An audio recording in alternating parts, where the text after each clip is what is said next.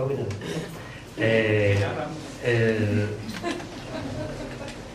esto que habéis escuchado es al-jamía.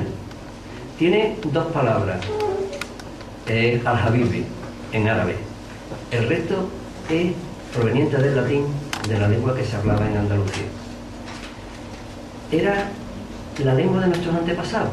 Esto le llaman oficialmente, o aquí hay que hablar de lo que es en realidad y lo que le llaman oficialmente. Oficialmente le llaman esto mozárabes. Los mozárabes eran los andaluces de religión cristiana que vivían en territorio musulmán, dejándole tener su propia organización, su propia religión y su propia cultura. Y nos dicen que esta era la lengua que hablaban los mozárabes. O sea, nos quieren convencer de que en una calle había un señor judío, había un señor musulmán y un señor mozárabe o cristiano. Y entonces el musulmán hablaba en árabe, el judío hablaba en hebreo y el cristiano hablaba en al-jamía. Y cuela, una auténtica barbaridad. Imaginaros esta calle donde hay señores de diferentes religiones y cada uno de una religión habla. No. Lo que aquí se hablaba, la al-jamía, la hablaba todo el mundo, desde el califa hasta el último súbdito que tenía. Y la hablaban si eran de religión cristiana, si eran de religión musulmana, de religión judía, o si eran ateos, porque me imagino que algún descreído habría en aquella fecha. Era la lengua respetada de un pueblo, cosa que ahora no se hace. Fijaros un ejemplo. La Consejería de Educación de la Junta de Andalucía ha publicado un libro de los profesores Cano Aguilar y González Canto que se titula Las hablas andaluzas, con S. Permitidme que os lea algunos extractos de la crítica que el diario El País le hace. Dice, el título mismo ya es una opinión elevada casi a categoría de principio. No deja de resultar curioso que se insista tanto en lo diferencial de las hablas, mucho más que en lo homogéneo, que también existe. Dice, la actitud de los autores de este libro es claramente intencionada. Y termina diciendo, poco amor por lo andaluz destilan estas páginas. No os olvidéis, eso no lo dice un andaluz, eso lo dice un diario madrileño, El País. Y el libro lo edita la Junta de Andalucía, que en su Estatuto de Autonomía, que está obligada a cumplir un Estatuto de Autonomía, que en su artículo 12.3 dice que le obliga a la Junta de Andalucía a afianzar la conciencia de identidad andaluza a través de la investigación, difusión y conocimiento de los valores históricos, culturales y lingüísticos del pueblo. Así son los libros contra Andalucía, por lo tanto, habrá que hacer libros por Andalucía. En este que os presento hoy, del que os hablo hoy, yo digo una teoría que es descabellada para todo el mundo. Yo digo que los castellanos no nos han enseñado a hablar, que fuimos los andaluces los que le llevamos la lengua a Castilla, al despoblado territorio y abandonado e inculto territorio de Castilla. El idioma no fue del norte al sur, sino del sur al norte. Y algo más descabellado aún.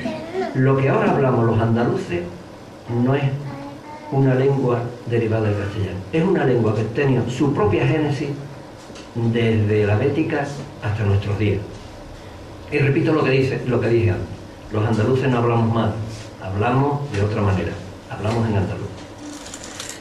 Por lo tanto, si tenemos claro este acerto, el conocimiento de nuestra lengua nos permitirá, orgullosos, comprobar cómo hemos impregnado el mundo de saber, de cultura, de conocimiento.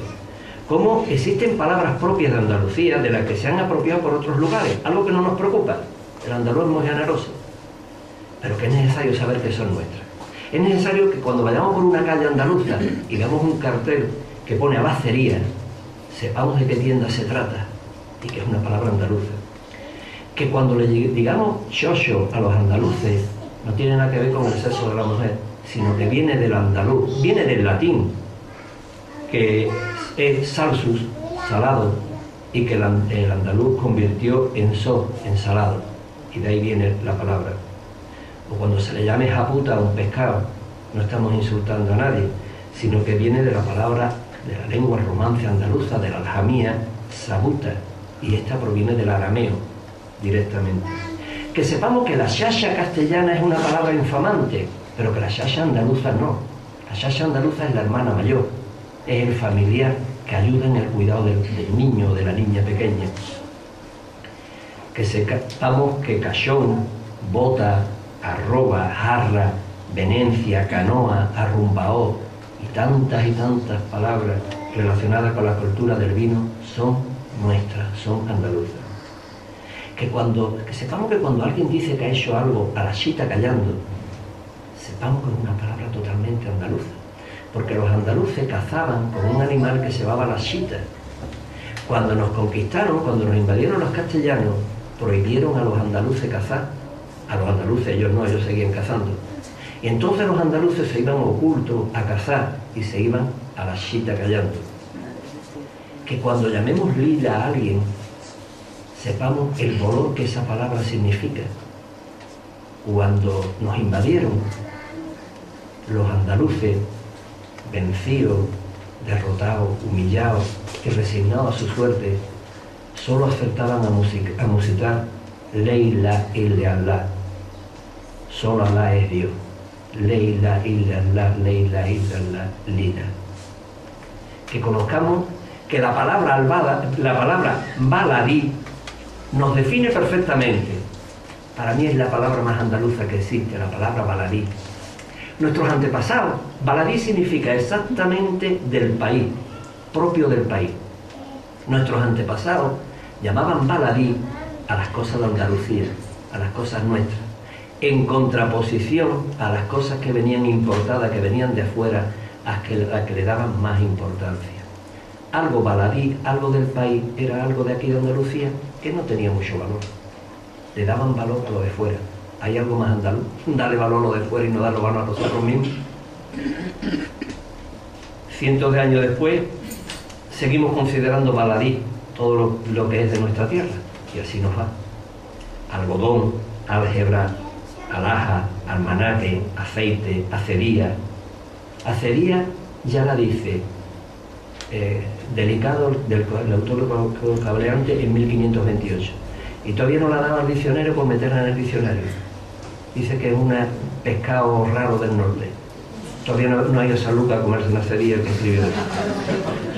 Acería, aceituna, alacena, alacrán, albahaca, albañal, albañil, alberca, alcancía, alcayata, alcázar, alcoba, alcohol, aldea, alfeizar, aljarafe. Continúo con la A o me paso a la B. Podemos estar diciendo palabras y palabras y palabras andaluzas. Cuando se quiere combatir a una lengua dándole dignidad, se prohíbe. Cuando se quiere aplastar, se la desprestigia. Algo que es la forma que se enmarca, en lo que tradicionalmente se ha tratado al andaluz. Veréis cómo lo vais a entender. El gazpacho es una comida simple, de pobre, de gañanes. El gazpacho es andaluz.